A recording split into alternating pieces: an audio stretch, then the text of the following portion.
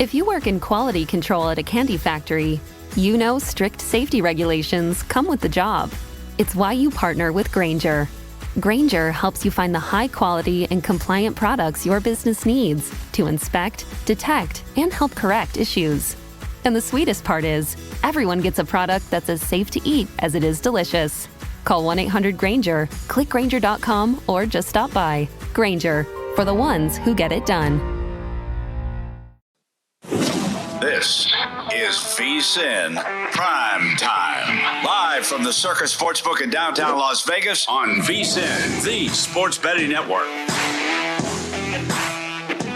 Hour number 3 of VSiN PrimeTime here on this Monday evening alongside Matt Youmans. I'm Tim Murray as we look around Major League Baseball. The Brewers looking to hand another L to the Baltimore Orioles. Biggest disappointment in baseball this year, the Orioles, 91 wins a year ago, Matt, 15-30. Yeah, we're watching another disappointing team right now, the Pittsburgh Pirates. Really out of it already in the middle of May. Pirates getting bombed by the Reds again tonight. But yes, Orioles, Pirates, two of the most disappointing teams in baseball. Never a disappointment, Matt. Lou Finocchiaro, Never. Who joins us right now, courtely of our progressive guest line. We're going to talk some hockey. Maybe we'll talk a little Bears with Lou. We were just talking. I know we're not going to talk baseball with Lou. Lou, always appreciate your insight. I want to jump right into it. I mean, look, I'm excited for both of these series, no doubt. But the Western Conference Final, as Matt and I alluded to a bit earlier in the show, should be tremendous. Edmonton and Dallas. You know, it's funny. I was mentioning this yesterday on my show, Lou. Edmonton dropped the first 2 games to the Kings, and since then have been red hot, only a handful of losses. It reminds me a little bit, because I just like to be optimistic about my hometown team. The Capitals in 2018 lost the first 2 games to the Blue Jackets, went on to win the Stanley Cup. So the Oilers have found some mojo, but Dallas getting healthier. Jake Ottinger in net has looked the part, but you have some reservations regarding Jake Ottinger in net heading into this Western Conference Finals. Tim and Matt, first of all, thanks for letting me come on and share thoughts with you. Yes, I do. In 2 previous playoff seasons, Ottinger has been the one that has failed to really put his team on his back and do what, you know, goaltenders like Bobrovsky and others before him have done, and that's deliver his team. And though I have to give him the edge in goal against the platoon that they're using in Edmonton, I still have reservations on Dallas, especially understanding the kind of offense they're going to see with this Edmonton team. I mean, Edmonton's almost 3.91, almost 4 goals a game, and yet Dallas 2.92 goals against isn't stunning. And yes, there's Rantanen, and they look the part. And you got to think that with Colorado and Winnipeg under their belts, they've got plenty of momentum. I'm just leery of Ottinger, and yet at the same time, it's a process winning a Stanley Cup.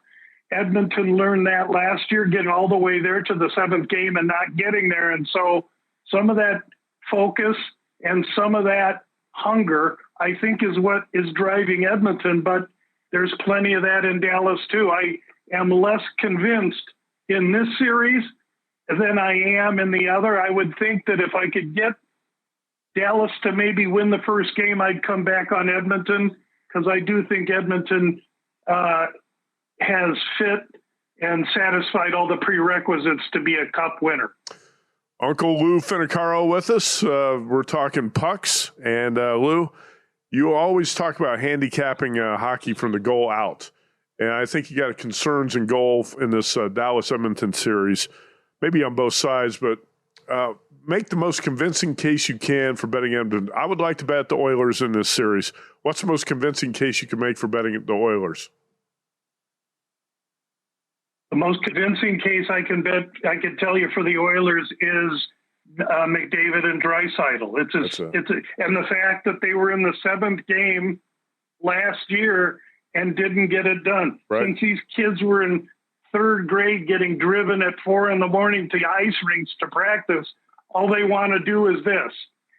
It's high passion, it's high focus, and I think it's it's more of an intangible answer to your question, but I think that's what it comes down to when you get to this level. All right, you're looking at different ways you could bet this series too, Lou. And do you think this is going to be a long series? Would you bet on it going 6 or 7 games? How would you consider playing the exact result in the series? Yeah, that's a great question. I would think that in this particular case, that it may be this may be the longer of the two series, the way I'm handicapping it. You look at total games in both series, and 7 games at plus 200 is the chalk, with 6 right behind it. So in both series, they're looking for it to go deep. I think in Edmonton and Dallas, it's going to, because it's reflective of that line as a minus 110 each side. I think these are very, very evenly matched teams that know each other from last year in this same position. Yeah, I was really impressed with the Oilers and the way they put away the Vegas Golden Knights in 5 games, and really what they did on the road too. Lou, you talked about McDavid and Draisaitl, but the Oilers got pretty good goaltending. They shut out the Knights in the last 2 games of that series. Did that answer any questions for you about the Oilers goaltending, or is that still a question for you heading into the series against Dallas? It is not, and rarely will I back up tandem goaltenders, but it's worked for them all season long, really.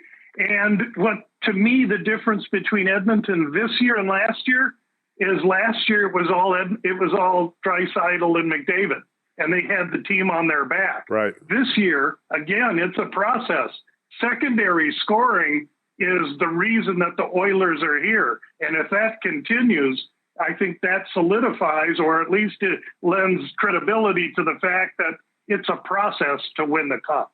Lou Finocchiaro joining us courtesy of our progressive guest line at GambLou on social medias, where you can find him there. Edmonton, Dallas gets underway on Wednesday. Tomorrow night down in Sunrise, we get the Panthers and Carolina. Florida winning Game 7 last night north of the border in impressive fashion, Lou. Right now, the Panthers, I'm looking at DraftKings. Obviously, numbers will vary at different books, but the Panthers an ever so slight favorite here in this series against the Carolina Hurricanes, who made, I'll be honest, very easy work of my Capitals in the previous round. How are you looking at this series, Florida as the slight favorite against the Carolina Hurricanes? Well, I've been talking about process, and clearly Florida understands the process because they were in the cup final 2 years ago and lost, and they won it last year. So clearly they know what to do, but you know what? That's an awful lot of games, guys. And after 2 games in Toronto, Florida looked a little like Vegas, I have to say, or I should say, at least that's what I thought. They looked a little tired. And here's a team in Carolina that has been, talk about a process. They've been knocking at the door for the last couple of years, can't get it done. Well, what's the difference? Well, this year they have a healthy squad, and especially Freddie in net. He's been a huge difference, arguably one of the top goaltenders in all of the hockey this playoff season. Svechnikov didn't play 2 years ago when Florida swept Carolina, winning each game by 1 goal. Oh, yes. Don't think for a minute Carolina doesn't remember that. I like Carolina in this series. I like them a lot. I love their speed. I love how it matches up against Florida. I think Florida has the advantage in the first game, contrary to what most people think. It isn't the team with 5 or 6 days rest that has the edge in a first game against a team coming off a Game 7. The Game 7 legs are frenetic, and their minds are used to playing, where the team that hasn't played needs to get their legs under them. However, in a long series, the legs will switch, and that favor will switch to Carolina. I think that you look at the series bet here, and you can get Carolina as a short dog. However, I live in Phoenix, guys, and if you want to look at opportunities in the props, so Carolina to win 4 games to 1 is plus 650. This is at DraftKings in Arizona. Carolina to win the series 4-2 is plus 600, and Carolina to win the series 4 games to 3 is plus 475. So if that falls on games in 5, 6, or 7 games, I'm a winner. Mm-hmm. And at the shortest price, it's plus 275. Why wouldn't I do that instead of taking the 105? Lou Finocchiaro, he's about business, name of his podcast. I like that thinking there on that Panthers Hurricane series. I would probably pick Hurricanes in 6 or 7 in that one. But Lou, I defer to you on that. And I remember about 5 years ago when you came to Vegas and you had a briefcase full of cash. You were betting some futures on the Stanley Cup playoffs. Do you have anything live here in the Final Four of the Stanley Cup playoffs in terms of futures bets? Yeah, I'm sure glad you asked about that. So there's some Gamblu clients are on Edmonton at a little different price now. But if you're looking at Edmonton, you might want to look at a guy like McDavid. Edmonton's plus 265. McDavid Conn Smythe, which is what it's going to be if they win, is 350. If you look at Dallas, plus 290 to hoist. Rantanen, plus 400. If Dallas wins, I do believe it's Rantanen, not Ottinger. Ottinger is a much longer price, and I think it's for the reasons we discussed. But that would be an option for you as well. So I definitely am not afraid. Look at Carolina, currently priced plus 320 to win the Cup. If you take Freddie in goal, and he's the one that's going to win it if they win it, he's plus 450. So always shop around and make sure you manipulate your way into the best price. He's Lou Finocchiaro, and always appreciate his insight. Lou, appreciate it as always, and best of luck throughout the playoffs. Thanks for having me, Tim and Matt, and good luck to everybody. At Lou on social media. Yes, sir. We come back, we got to make a correction. We said something tonight that was wrong, that was way off base. We got to correct it after the commercial. Uh-oh. Okay. It's probably something I said. I don't know. I guess we'll find out. It is VSiN PrimeTime.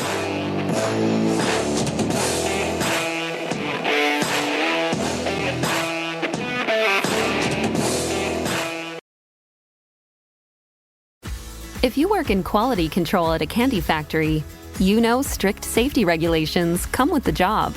It's why you partner with Grainger. Grainger helps you find the high quality and compliant products your business needs to inspect, detect, and help correct issues. And the sweetest part is, everyone gets a product that's as safe to eat as it is delicious. Call 1-800-GRAINGER, click Grainger.com, or just stop by. Grainger, for the ones who get it done.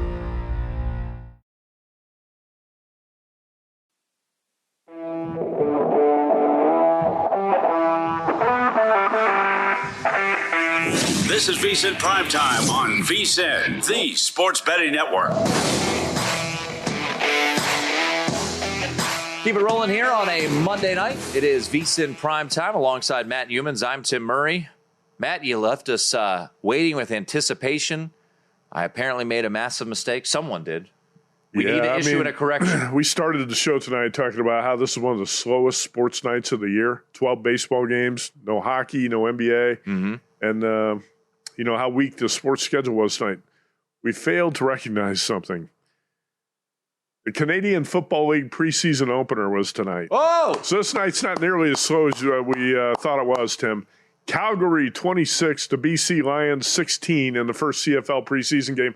And we have WNBA action tonight. Seattle 56, Dallas 41 at halftime. Seattle closes as a 3-point favorite. So when you got the CFL and the WNBA, you really don't have a slow sports night, do you? No. I was unaware that the BC Lions were the CFL preseason opener tonight. An afternoon Monday game. The Stampeders. That's right. 26-16. Game kicked off at 1:00 Pacific time in Vancouver. That's an odd time to start a CFL preseason game. Is that a holiday in Canada or something? I don't believe so, but maybe it is. Anyway, that makes tonight's sports action a lot more fascinating, doesn't it? Yeah. No, not really. Anyway, the game of the night tonight, Arizona and LA Dodgers. And we got to mention this again because the Dodgers had a pitching change in the game. Landon Knack was scratched. Brandon Pfaadt's going to go for the D-backs. And Dodgers right here at circa minus 143. Total of 10 out there at circa 10.5 at a couple other spots. But the pitching change tonight, Landon Knack is out, and the pitcher who's in is Jack Dreyer. And tell you what, Jack Dreyer might be a big upgrade from Landon Knack. It's probably going to be a bullpen game. I'm guessing Dreyer's made 18 appearances. He's got 2 starts, 24 innings. He's allowed 14 hits and 11 walks, 29 strikeouts. He's got a whip of 101, ERA of 2.55, 10 strikeouts per 9. I actually think the Dodgers with Jack Dreyer starting tonight be a better bet than they were with Landon Knack. And he has faced the Diamondbacks a couple of times here in just the past week or so. On last Sunday, so 8 days ago, he went 2/3 of an inning, struck out 2. And then on the Thursday, the 8th, Matt, in a Diamondbacks 5-3 win, Dreyer came out of the bullpen for Yamamoto and went 3 scoreless in that one. So he has seen this D-backs team before and has had some success against the Arizona Diamondbacks. That is our game of the night. How about the Colorado Rockies, Matt? Do they get win number 9? They lead 1-0. I'd be curious to see what the what the current line is for the Rockies, as they are still actually. It's a pick 'em right now in the bottom of the third between the Rockies and Phillies. Phillies been shut out through the first 3 on 3 hits. Kyle Freeland, the left-hander, off to a strong start for Colorado tonight. And that's after the Rockies pitching staff held the D-backs to 1 run over 9 innings on Sunday. So Rockies have 1 run on a solo homer so far. I said be careful tonight. I wouldn't pick on the Rockies in this spot. They're a little bit more competitive at home, and they did show signs playing better baseball the last 2 days. Who knows? This game could blow up on Kyle Freeland in a hurry, but right now the Rockies off to a strong start. The Reds have expanded their lead against the Pirates. They lead 7-1 right now as they head to the bottom of the 9th inning. This would be nice, as I have a win total over for the Cincinnati Reds coming off a sweep of the Guardians. The Chicago Cubs trying to finish off the Miami. Let me say something about the Pirates quickly. Yeah. All right, so the Pirates are 15-32 going into tonight's game. How depressing must it be for Paul Skeens to be pitching for this team? You can go out and pitch the lights out like Skeens did yesterday in Philadelphia. 8 innings, 3 hits, 1 walk, struck out 9, 102 pitches, could not have been better, and he lost the game 1-0. When you're that good, when you're that elite, and you're playing for a team this bad, it's got to be depressing for a guy like Paul Skeens. Even in his second year in the majors, Tim, you go out and you're almost perfect and you still lose 1-0. I know the people in Pittsburgh are just waiting for when Paul Skeens becomes a free agent. Can't imagine. If you're Skeens, why in the hell would you re-sign? I know. There's no way. Yeah. I mean, you got to wait till 2029 or after the 2029 season, but the countdown feels like it's already on there, as it has been a disastrous season for the Pittsburgh Pirates. It was a disastrous season for the San Francisco 49ers, Matt. They were a team that thought they would make it to the Super Bowl. They obviously did not, as they failed to make it to the postseason. And now we see the news that Brock Purdy gets a big old deal, as well as Fred Warner today. Highest paid linebacker in the NFL. Fred Warner, that contract was going to get done. You had to pay him. So George Kittle back, Fred Warner back. A lot of the big pieces. Brock Purdy got the big deal. I think the Niners overpaid him last week, but whatever. That's beside the point. Purdy's back. I think he's I wouldn't say he's a top 10 quarterback in the NFL. I would say he might be a top 15 quarterback. But the Niners wanted that continuity at the quarterback position in Kyle Shanahan and must have green-lighted that deal for Brock Purdy to be paid like a top 10 quarterback. Anyway, I think this team has a lot of holes. I played the Niners win total under last season. A lot of that had to do with the Super Bowl loser hangover. Sure. And, everything goes right the previous year. A lot of things went wrong for the 49ers last year. I'm not sure where I stand here, but again, last year I bet the Rams at plus 390 to win the NFC West. It's kind of fortunate after a really poor start, the Rams rallied and won that division. I'm not sure the 49ers deserve to be favored in that division right now. You said at DraftKings, Niners are like plus 120? Plus 145. 145. Mm-hmm. Rams are 2-1. Yep. I actually think the Rams are the best team in the NFC West. The Rams I'm probably going to bet the Rams to win this division again. I think the Niners have got some issues with personnel. They're not the same team they were 2 years ago when they made the Super Bowl run. I think the roster is weaker. What did Warren Sharp have to say about the schedule? Well, they have the easiest schedule in the NFL. We know that based off of Vegas win totals. They have the easiest schedule heading into 2025. Warren Sharp joined me earlier this weekend breaking down the schedules, and here was his breakdown and analysis on the San Francisco 49ers 2025 schedule. Right out of the chute here, let's look at San Francisco. They're obviously present of mind because of the Brock Purdy deal, and you had some notes regarding Brock Purdy, but their schedule, how does it lay out for them from a rest advantage and just simply put, who they're playing this year coming off of a wildly disappointing 6-11 year? It sets up really nicely for the San Francisco 49ers this year, Tim. Obviously, from an ease of schedule, as you mentioned, the NFL does not control who you play. That's predetermined. It's predetermined years in advance in terms of what conferences, what divisions you're going to play outside of your own. But as it relates to the upcoming season, that's determined by what happened last year. But they do determine when you're going to play these teams. And for the San Francisco 49ers and for most of the teams in the NFC West, they have a tremendous benefit of having rest edge. What does rest edge mean? It means when you're about to play a game, do you have extra days to prepare and rest your body for that game as compared to your opponent? Are you coming off a Monday night game and your opponent played on Sunday and thus you're 1 day short rest? Or do you not have to deal with that? And for the San Francisco 49ers, they're +9 in net rest advantage this season, which is the third best of any team in the NFL this year. But for them, Tim, it's particularly important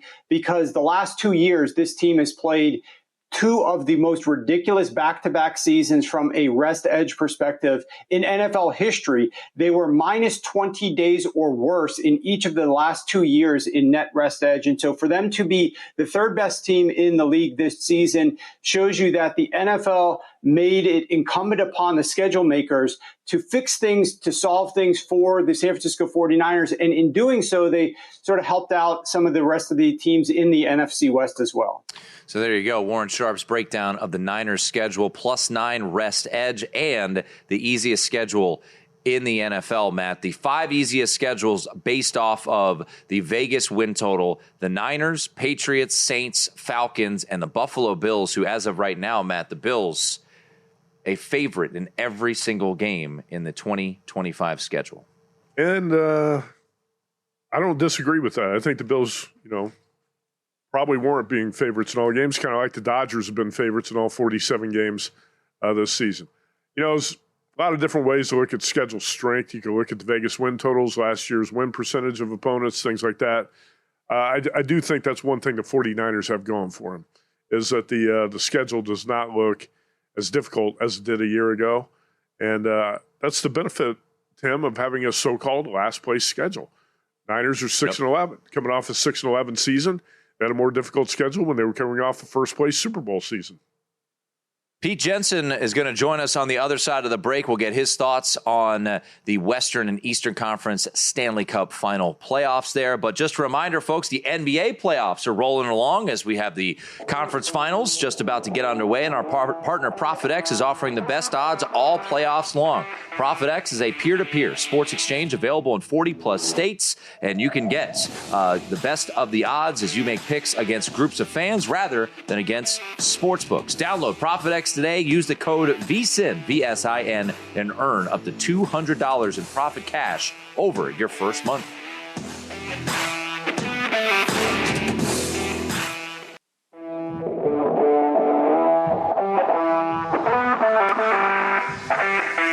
This is VSiN PrimeTime on VSiN, the sports betting network.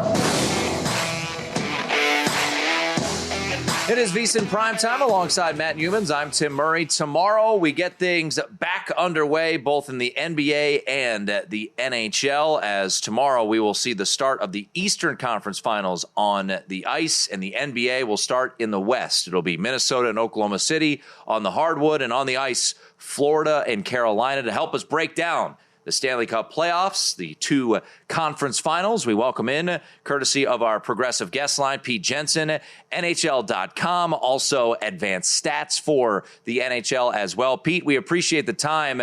And, When you think about the postseason, a lot of your attention focuses on the goalies. So let's look at the Eastern Conference Finals. Sergei Bobrovsky in net for the Florida Panthers, and then Anderson in net for the Carolina Hurricanes. As you look at the numbers, is there an edge to be had by any particular netminder in that series starting tomorrow night?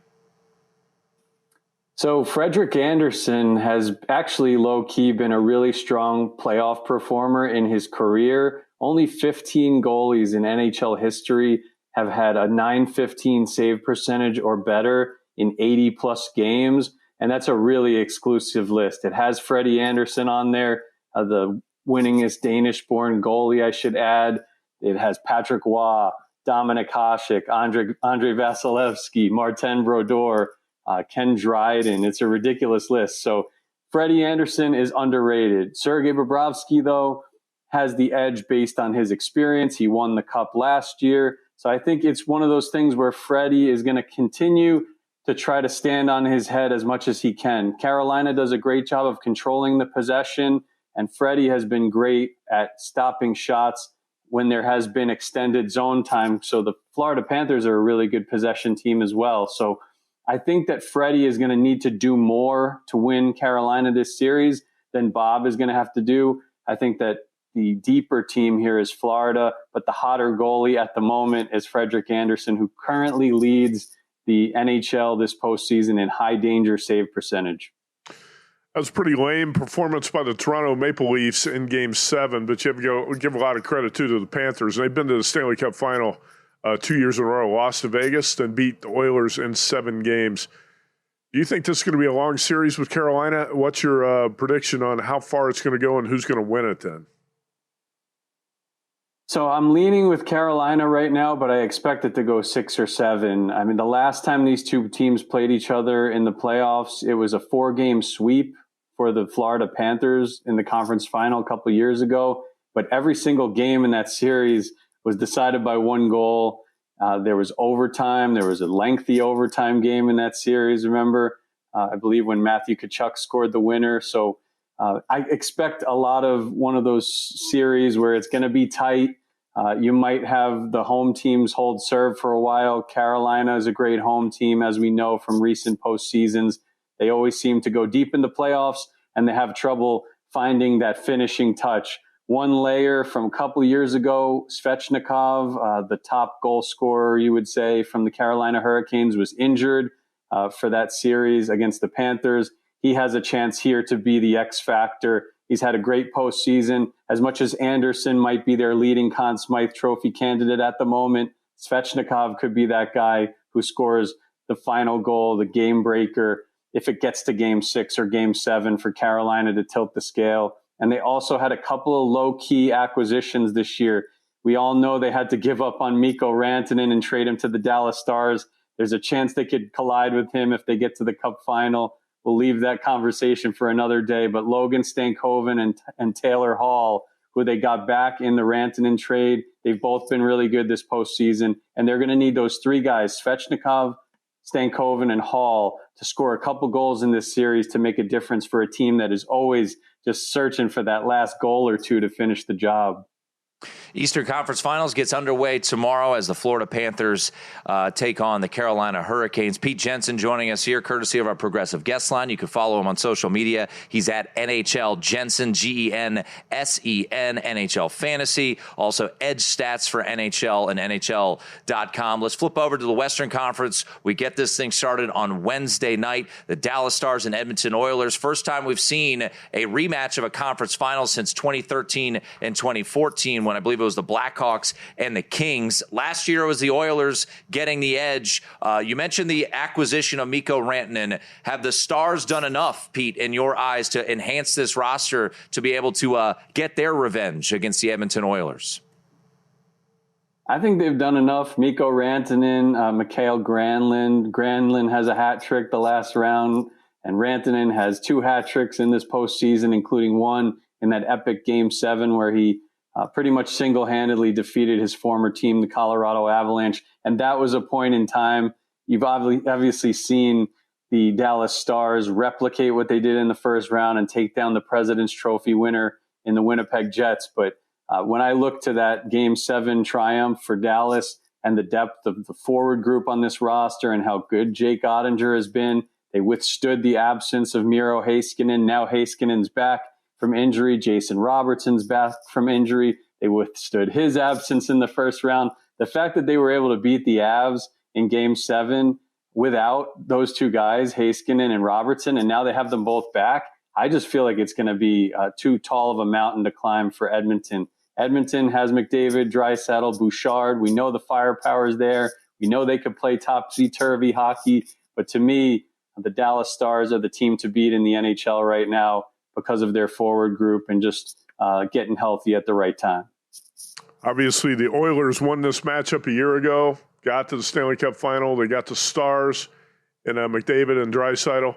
But you feel like the Stars are the better team and the Stars are worth a bet here at minus 110.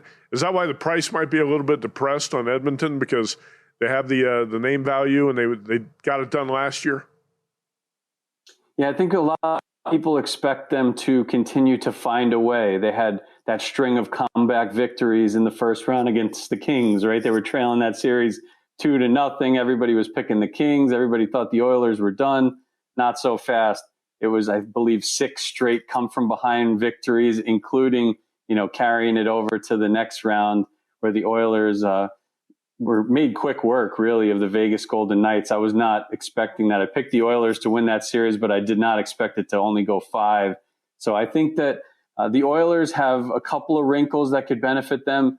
Matthias Ekholm, if he comes back from injury at some point in the series, he's their most well-rounded defenseman, so that'll help their defensive efforts. But I worry about the secondary scoring drying up. I feel like a lot of those guys have been playing a little over their heads this postseason. Connor Brown, Evander Kane, Corey Perry. They're solid players, but can they keep it up for 4 rounds, supporting the top dogs in this fashion? I have my doubts. Stuart Skinner earned every dollar of his paycheck the past couple of games with back-to-back shutouts, but he has had some inconsistencies, to say the least, whether you talk about his playoff career, his regular season career. This regular season was very mediocre for Stuart Skinner. So that's what I worry about with Edmonton. Like, if they fall back at all close to what they were in the regular season, I just don't know if they're going to be able to finish off the Dallas Stars in this series. Pete Jensen once again joining us at NHL Jensen is where you can find him on Twitter. Before we let you run, you mentioned Stuart Skinner and how he played in the previous series against Vegas. What about Jake Ottinger? I know you wrote it up as part of your preview there on NHL.com. What of his numbers kind of stood out to you regarding Ottinger heading into this series?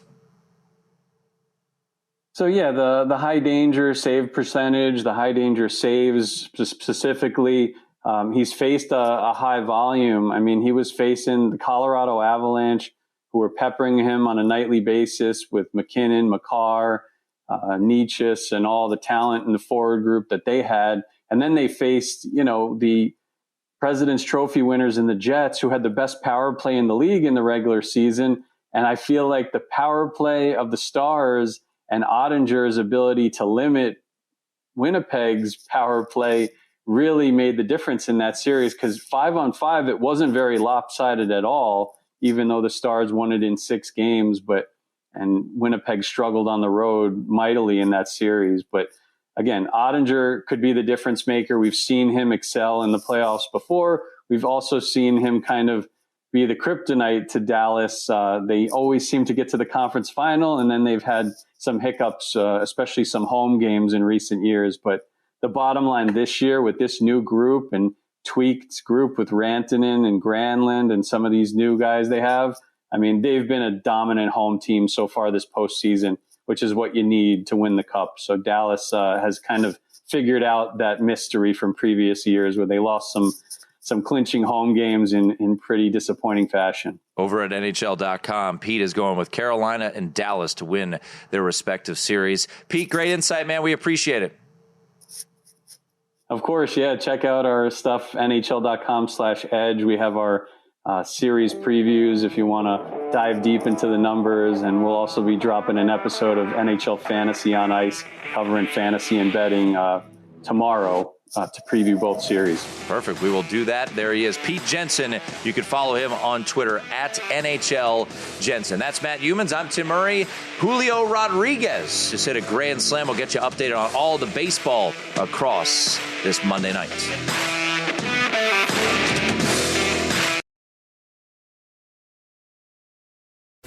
If you work in quality control at a candy factory, you know strict safety regulations come with the job. It's why you partner with Grainger.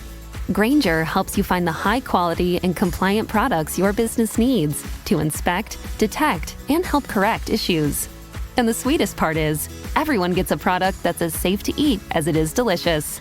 Call 1-800-GRAINGER, click Grainger.com, or just stop by. Grainger, for the ones who get it done.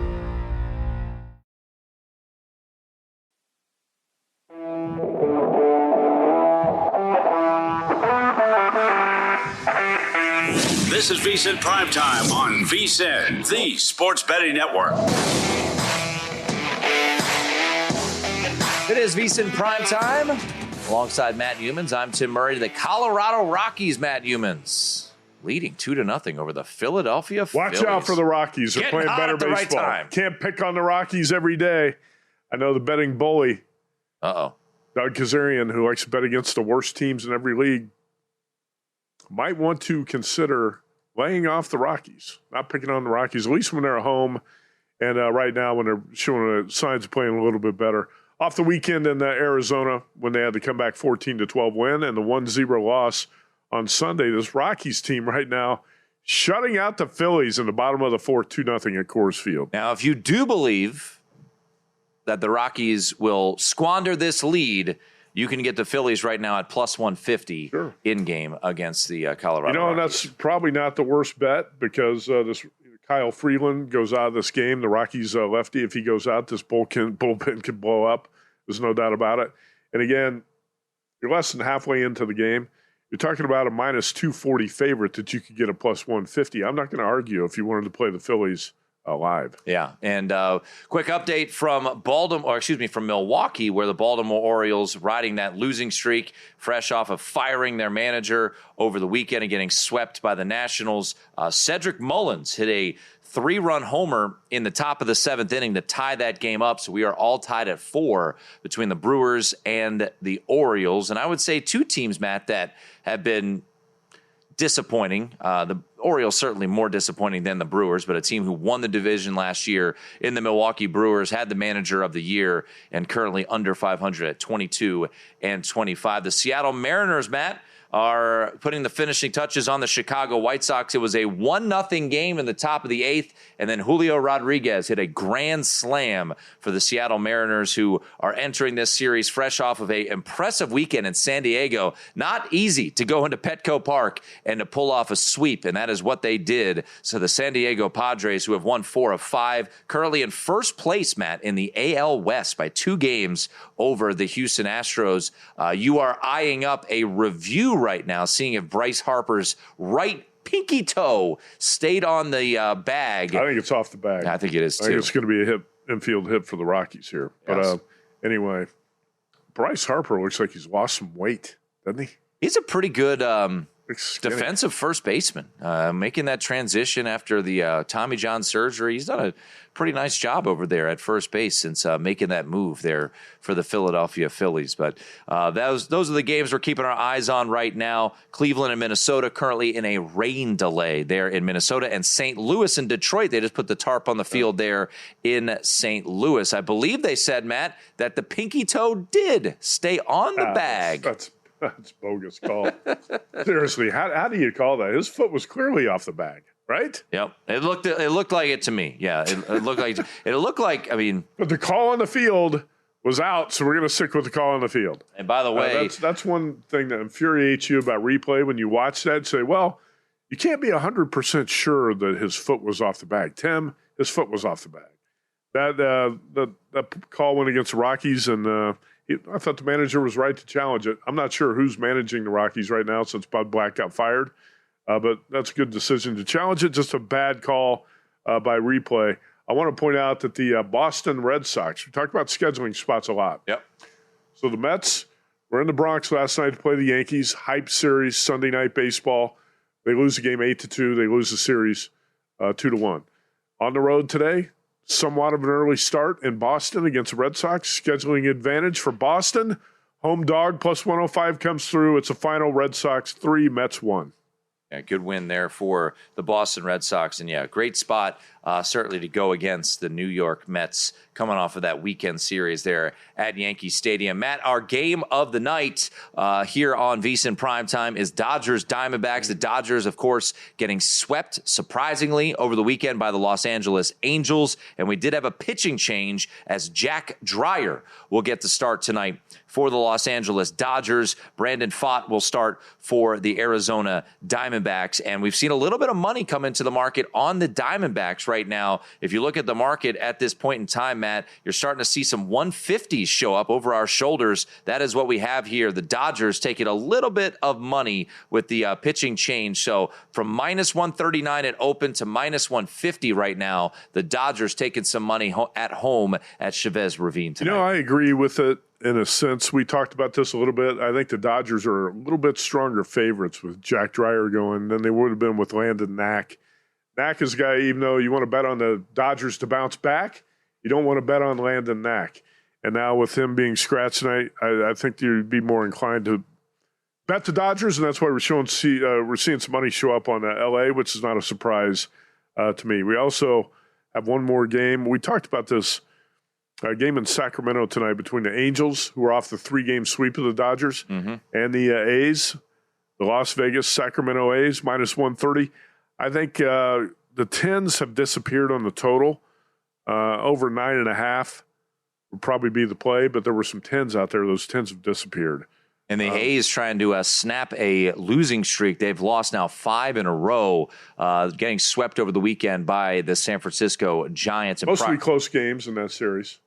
Those were relatively close. The previous games against the Dodgers were not, when they lost 19-2 and 9-3 prior to going to San Francisco. But then the A's went to San Francisco. I watched most of those games. They played well. They were competitive. Also watched the replays overnight. Didn't always watch them live, but I did record a couple of those games. And I thought the A's were competitive in that series. And the ironic thing is the Dodgers, off that 19-2 win over the A's, then their offense went flat, their pitching disappeared, and then the Dodgers, off that big win over the A's, stunk in the series against the Angels and got swept. Baseball is... One thing to mention from yesterday, Dodgers tied the game up at 4. They got the home run, I think, from Will Smith to tie it up, and they'll end up losing 6-4. Dodgers only had 5 hits in the game yesterday against the Angels, and Shohei Ohtani had 3 of those 5 hits. Offense is a little bit shaky right now. Bottom half of that lineup not hitting, and the Dodgers have a lot of pitcher injuries to deal with. So even though they've been favored in all 47 games, Dodgers not really playing dominant baseball. Right now, I was just pulling up the board here to see what it was with Shohei Ohtani kind of coming to life a little bit. I was just curious what his odds were. He was the favorite to win MVP. The odds are currently down, but yeah. Well, if you want to bet him, I would say bet him now before he starts pitching. Yeah. Because when he starts pitching and he starts putting up good numbers, from what I've heard, all the reports of his bullpen sessions, the work he's doing so far are positive. He's going to come back. I'm sure they're going to work him in slowly, but he's going to pitch like the Shohei Ohtani we remember from a couple of years ago. All right, let's get to some best bets here. As always, our best bets brought to you by G-Bank, and we've discussed the NBA postseason, Western and Eastern Conference Finals on the ice as well. Both of the series on the ice, a round of pick'em, Edmonton and Dallas. True pick'em at DraftKings minus 110 both ways. Florida a slight favorite over the Carolina Panthers, Matt. The one bet that I have made so far, and certainly as these playoffs continue, we'll probably do it game to game and hit these in game. But the one bet that I did play today, I did lay the price on over 5.5 games in the Knicks Pacers series. That price minus $1.70. So hefty juice. You saw a little bit of movement towards the over. Open minus $1.65, 5-cent move to the over. But I expect this to be a long series. I know you think it is Knicks in 7. You get a juicier price there. I don't have a real great feel on who wins this series. Ultimately, I would probably lean Knicks, but I think we're going to get a game 6, if not a game 7. So over 5.5 games available at DraftKings -170. That is a best bet for me, Matt. I'm with you, Tim. Let's do it. Teamwork here tonight on the best bet. I'm going to go. I think Jalen Brunson gets the Knicks over the top in this series. And Pacers at times can look like a very efficient offensive team. They shot the lights out in 4 of the 5 games against the Cavs. The Celtics, it might have been a different story if Jason Tatum didn't go down with the injury, but I still think the Knicks are going to win that series. Celtics, very volatile team. As the 3-pointers fell, that basically determined the fate of the Celtics. Pacers not really the same way, even though they do shoot a lot of threes. I'm going to say that Brunson wins the matchup with Tyrese Halliburton, and then the Knicks get over the top. But it's not going to be easy. That's why I think it's going to be a 7-game series. So, Tim, I'm going to go with 2 bets here. Like you said, over 5.5 games in the series at -170. And how about Knicks in 7 at 4-1 odds? That's plus 400 right now at DraftKings. So we got 2 best bets on that series. As always, our best bets brought to you by GBank, the official bank of VSiN. Folks, get the GBank Visa Signature Card today. Most credit cards treat sportsbook and gaming transactions as cash advances. That's even when you put your own money on the card. GBank treats gaming transactions as purchases, so you're saving up to 3 to 5% on cash advance fees on gaming transactions right there. Also, with GBank, you're earning 1% cashback rewards on all eligible sportsbook and gaming transactions and 2% cashback rewards on all eligible purchases. You can apply now. VSiN.com/GBank, VSIN.com/GBank.